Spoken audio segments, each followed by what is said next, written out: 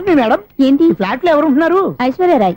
ఐశ్వర్యరాయ ఈ ఫ్లాట్ లో ఉంటున్నారా? అవును, ఇక్కడే ఉంటుంది. మరి ఇప్పుడు ఎక్కడున్నారు? ఇప్పుడే అలా గోడంలోకి వెళ్ళింది. మీ మనవరాలండి? కాదు, నేనే. అయితే నేను పడిపోవడం కరెక్టే అన్నమాట. ఇంతకీ మీ అసలు పేరు ఏంటండి? కుమారి పుల్లమ్మ. మరి ఐశ్వర్యరాయ్ ఎందుకు మార్చుకున్నారు? పేరు మార్చుకుంటే కలిసి వస్తుందని జ్యోతిష్కుడు చెప్పాడు.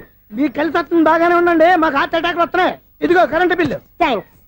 మరి నైట్ ఏదైనా చేతులు ఇది నేనేం చేసుకోను. నువ్వే కట్టే.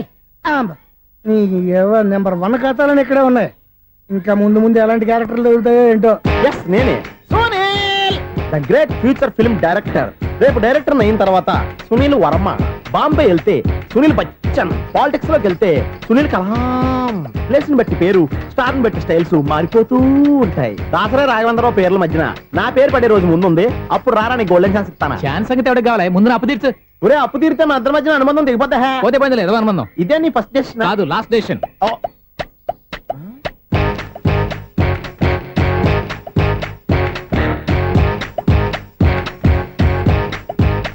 ఒక్క నిమిషం వెయిట్ చేయ, మన అనుబంధం దింపేస్తాను.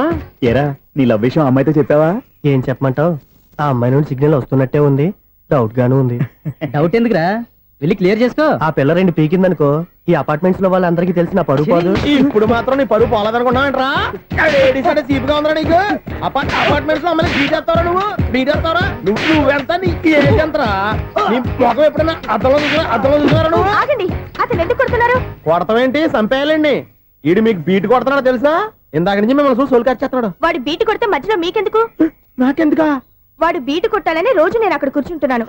ఈ జిడ్డు మొహం గాడు ఐ లవ్ యూ చెప్తాడనే వెయిట్ చేస్తున్నాను. ఇక లాభం లేదు, నేనే చెప్తాను. ఐ లవ్ యూ రా. ఎలా ఉందరా మన డైరెక్షన్? సూపర్. మన స్క్రిప్ట్ రాస్తే తిరిగి ఉండదా? ఏంటి, ఇది మీ ఇద్దరి ప్లానా? అయ్యా థ్యాంక్స్ అనియా. నేను మరీ నీకు యూజన్ త్రోగాలా కాంతనా? పని అయిపోయిన తర్వాత పారిపోతావేంట్రా? సారీ, ఇదిగా నేను ఈ ఫీజు. థ్యాంక్స్. ఇదిగో, మన అనుబంధం తెగిపోతున్నందుకు బాధపడుతున్నావా బాబాయ్? ఇంకో 1000 అనుబంధం పెంచేసుకుందాం. ఛీ, ఈ జన్మలో నీకు మళ్ళీ అప్పు ఇవ్వను రోయ్. ఇదేం బతకండి? ఈ బతికే బ్రహ్మాండంగా ఉంది. ఎందుకే నువ్వెవరో ఆర్టిస్ట్ వా? ఎలక్ట్రీషియన్. ఇదిగో బిల్లు. నువ్వు బిల్లు ఇవ్వాల్సింది నాకు కాదు, లవర్ బాయ్. ఆడవడా?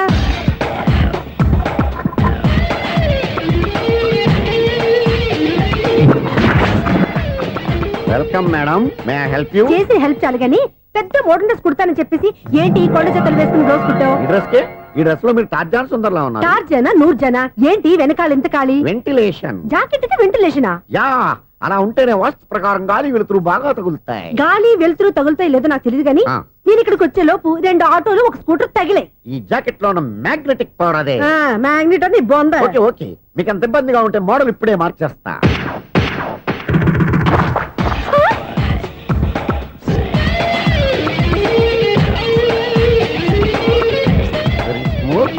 ఎక్సలెంట్. ఇప్పుడు వెనక్కి తిరిగి నా కళ్ళతో చూసుకోండి. నీ కళ్ళెందుకు? నా కళ్ళేవా? ఎంత చేంజ్ వద్దు, నోట్లో ఇవ్వండి. షూర్ షూర్, నీ చేతుల్లో చాలా పంతరం ఉంది. చేతుల్లోనే కాదు, ఒళ్ళంతా పంతనమే. ఇదిగో ఈ 100 తీసుకో. ఇక మీద ఎప్పుడు నా బ్లౌజులు ఇలాగే కుట్టాను. ఓకే? యా, చూసావా మన టాలెంట్? వచ్చిన ఆడవాళ్ళందరినీ ఇలా మూడేసి అలా పడగొట్టేస్తున్నావు. నీ సూదికి ఇంక తిరగలేదా? కరెంట్ బిల్ అండి. కట్టేసి. నేనెందుకు కడతానండి? నేను ఎలక్ట్రీషియన్. బిల్లు ఇవ్వడానికి వచ్చాను. అనుకున్నానులే, కరెంట్ తీగ మీద కాకిలాగా నల్లగా మాడిపోయింటే ఎలక్ట్రీషియన్ అనుకున్నా. ఇలాగే సార్, వినాయక చవితి కదా, కొంచెం ఏదన్నా చేతులు పెడితే బాగుంటుందేమో ఆలోచించండి. చేతులు ఏమన్నా పెడితే ఏం బాగుంటుంది కానీ ఇదిగో ఇది పెడతాను, తీసుకో. లంచం తీసుకోవటం మహానేరం. చెప్పడానికి నువ్వాడరా? అపరిచితుడు. మీ వంట మీరు ఉంచుకోండి, చూడటానికి తీసుకున్నాను అంతే. బాయ్. లంచం ఇవ్వడం కూడా నేరమే. అలాగే, రాక్కు దబ్బడం నేరం కాదన్నమాట. ఏంటయ్యా ఈ చిత్రం? ఆ పెద్ద మనిషి వచ్చిన మేనేటర్ తిప్పించేస్తాడేటి? ఇది నీకు విచిత్రం గానీ నాకు మామూలుగా ఎప్పుడు జరిగే విషయమే. అదే మామూలుగా జరిగే విషయం ఏంటని? అంటే ప్రతి ఇంట్లో జరిగే విషయాలని నీకు చెప్పాలా? పోస్ట్ మ్యాన్ కదయ్యా, మాత్రం మ్యాటర్ పోస్ట్ చేయలేవా? నీ కరెంట్ పనులు నువ్వు చూసుకో. నా స్విచ్ లో ఏలెట్టావనుకో మీటర్ ఎర్రని తిరుగుద్ది. ఈసారి చూడండి మేడం, ఇది కూడా చూడండి మేడం. చెప్పనా, ఇది ఎలా ఉంది? నీకు సారీ బాగుండదా? బాగుండదా? బామ్మగారు, ఈ పోచంపల్లి సారీ మీకైతే సూపర్ గా ఉంటది. ఏంటయ్యా నేను ఎలా కనపడుతున్నాను? ఇది సన్యాసులు కట్టుకునే చీర. లేటెస్ట్ గా ఏదైనా షిఫన్ చేసి చూపించు. ఈ చీర చూడండి మేడం. ఈ సారీ ఎంత? 1300 అమ్మా. 1300? ఆ. ఎందుకయ్యా దానికి 1300? ఒక్కసారి ఉతితే డోర్ కట్టిన కూడా పనిచేయవు. ఇచ్చే రేట్ చెప్పు. ఏమయ్యా ఆఖరిసారిగా అడుగుతున్నాను 300కి ఇస్తావా? అంత రేట్ ఏందిలే మేడం, ఫ్రీగా తీసుకోండి. ఏం ఒళ్ళు బలిసిందా? ఆ? ఒంటరిగా ఉన్నాను కదా అని సరసాలు అడగా అనుకున్నావా? ఎవరు? నేనా? నీతోనా? ఏ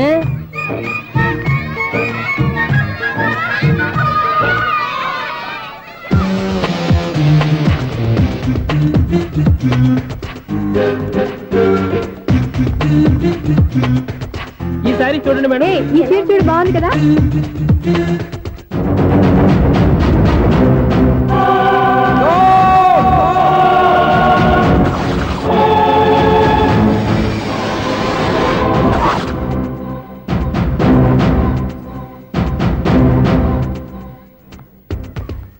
మీరు అసలు మనుషులేనా? ఇక్కడ ఇంతమంది ఆడవాళ్ళు ఉన్నారు, అక్కడ పసిపిల్లాడు బావిలో పడబోతుంటే ఎవరు పట్టించుకోరా? అయ్యో పిల్లాడు ప్రాణాలు పోతున్నాయని ఎవరు పరిగెత్తరా? చీరలు బట్టలు కొనుక్కోవచ్చు, తప్పులేదు. కానీ పిల్లలు ఏం చేస్తున్నారు, ఎక్కడున్నారు అని గమనించాల్సిన అవసరం మీకు లేదా? నేను ఒక్క క్షణం ఆలస్యంగా వచ్చుంటే మీ బట్టలు అతని ప్రాణాలు రక్షించేవా? మీ చీరలు అతని ప్రాణాలు పోసేవా? ఒక నిండు నూరేళ్లు బతకాల్సిన ఓ పసివాడి నిండు ప్రాణాలు ఒక నిండు బావిలో పడి. ఏమైంది అంకుల్?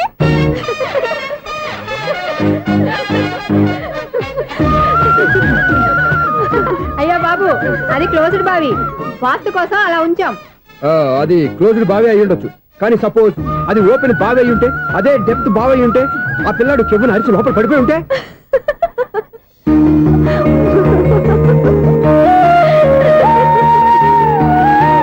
నవ్వడం కాదు, అందరూ ఆలోచించాలి. నవ్వడానికి ఒక నిమిషం చాలు, ఏడవడానికి 1/2 నిమిషం కూడా పడదు. ఆ ఏడుపు ఎన్ని యుగాలు వెంటాడుతుందో మీకేం తెలుసు? Fantastic dialogue. ఈ డైలాగ్ నేను నా సినిమాలో పెట్టుకోవచ్చా? తమరెవరు? ఇన్సల్ట్. నేనెవరో తెలీదా? The famous film director Sunil Leela Bhansali. Bhansali Bhansali Sunil Leela బన్సాలా? ఆ పేరు ఇప్పుడు లేదే. ఏదైనా డైరెక్ట్ చేసేస్తేగా తెలియటానికి.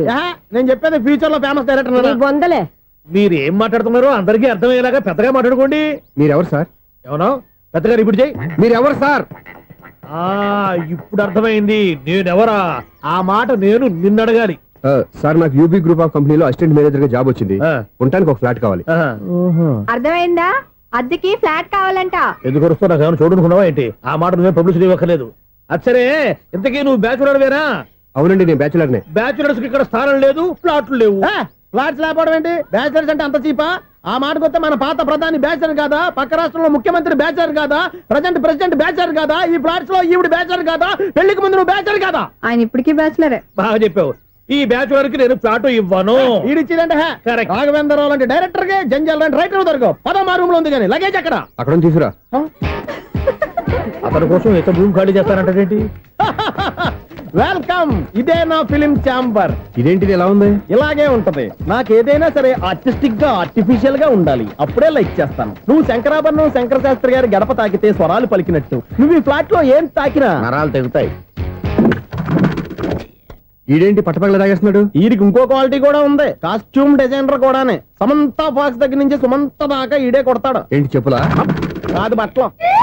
చూస్తుంటే అలా లేడు. అయినా బట్టలు కుట్టేవాడి రూమ్ లో పెట్టుకుంటాం ఏంటి? వాడేవాడు నన్ను పెట్టుకోవడానికి, వాడిని నేను పెట్టుకున్నాను. అంటే ఈ ఫ్లాట్ నీది కదా? టాలెంట్ తప్ప ఈ ప్రపంచంలో నాకంటూ ఏదీ లేదు.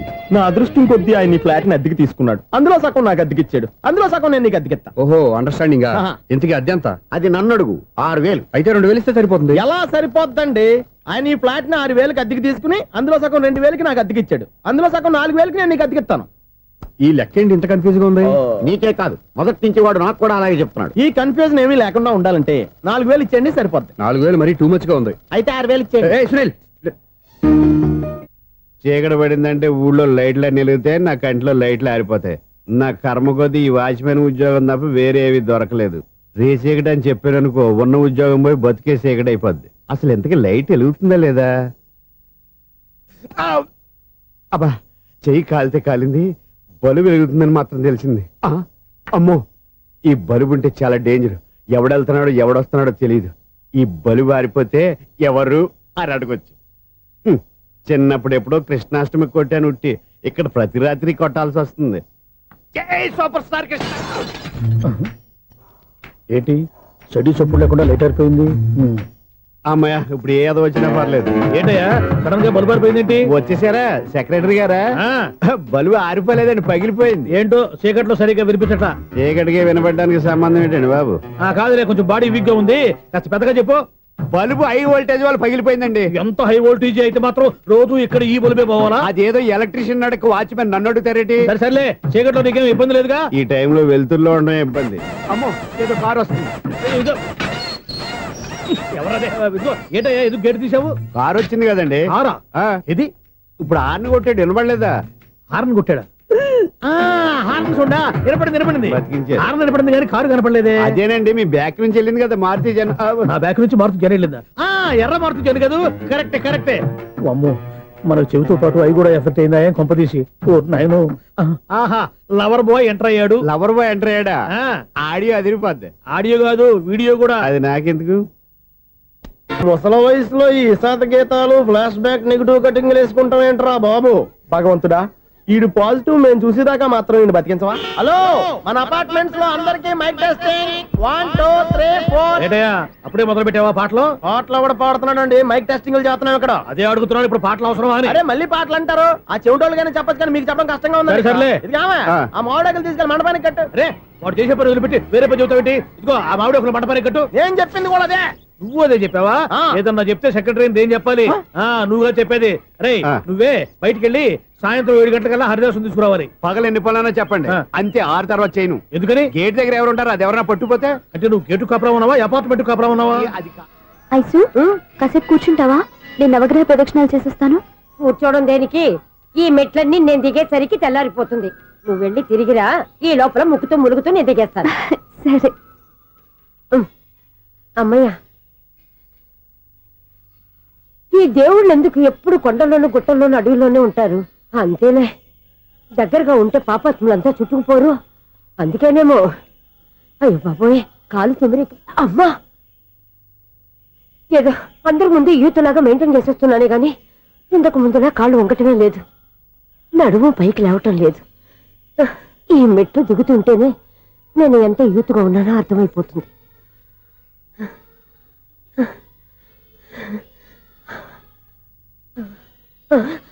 అయ్యో బాబాయ్, ఎన్ని మెట్లెక్కి మళ్ళీ దిగొచ్చానా?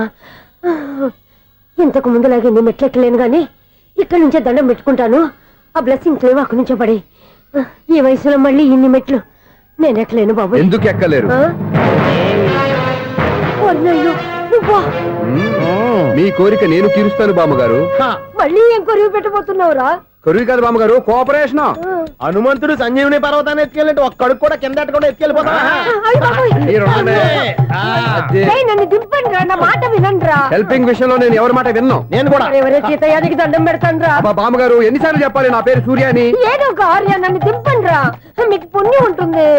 మధ్య దింపేస్తే మాకు పాపం వస్తుంది. ఒరే, మిమ్మల్ని మెట్ల మీద నుంచి తోసేయ్యా, నన్ను వదలండి రా. చూసావా బెదరు, పండు ముసలి కదా అని పందిలో మోసుకెళ్తుంటే బోసు వేసుకుని స్తోత్రం తిట్టేస్తుంది. బామ్మగారు నోరు మూసుకుని రామారామ అనుకోండి. నోరు మూసుకొని రామరామని ఎలా అనమంటావు? మేము నోరు పూసాం, మీరు మనసులో అనుకోండి. బామ్మ వచ్చేసాం. వచ్చామండి. అబ్బా, చూసావా ఎంత ఈజీగా పైకి తీసుకొచ్చావా? ఇప్పుడు హ్యాపీ ఎక్కడ నువ్వు? అమ్మయ్యా, ఈ రోజుకి ఒక పుణ్యకారం పూర్తి చేసాం. ఇప్పుడు కూడా స్ట్రైట్ గా దేవుడి దగ్గర దింపేసేవాడు. కానీ ఈ కాస్త దూరం నడిస్తే నీకు పుణ్యం వస్తుంది కదా. ఇదిగో బామ్మగారు, లోపలికి వెళ్ళి మీరు ఒక్కళ్ళే దండం పెట్టుకోవడం కాదు, మా ఇద్దరు పేర్ల మీద కూడా 2 దండాలు ఎట్టేసుకోండి. మీ ఆనందం చూస్తుంటే మా పేర్ల మీద అభిషేకం చేయించాలి. బామ్మగారు మెట్లెక్కలే కష్టపడుతుంటే మేమే ఈజీగా పైకి తీసుకొచ్చాం. Helping nature, helping tendency. ముసలైనా బరువు బండి ఉందండి బాబు. ఐసు నువ్వు కిందకి దిగాలి కదా, వాళ్ళు పైకి తెచ్చావంటారేంటి?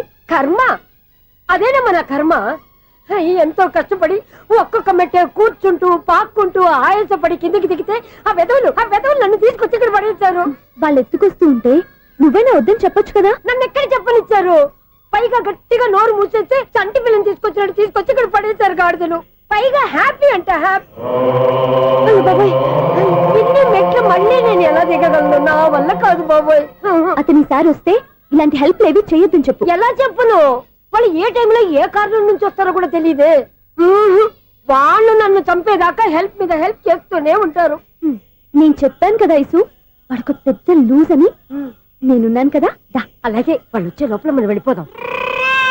అయ్య బాబాయ్, ఆ బండారు వచ్చేస్తున్నాడు. ఐసు